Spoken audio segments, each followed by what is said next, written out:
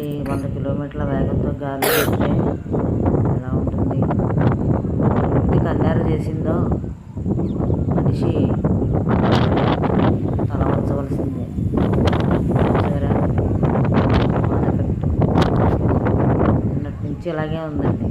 ఎదురుగాలు, అప్పుడప్పుడు వర్షం పడటం, మొక్కలు కూడా బయటకు రావటం. చూసారా, మీరందరూ తగిన జాగ్రత్తలు తీసుకోండి. ప్రకృతి విలయాన్ని మనం ఆపలేము.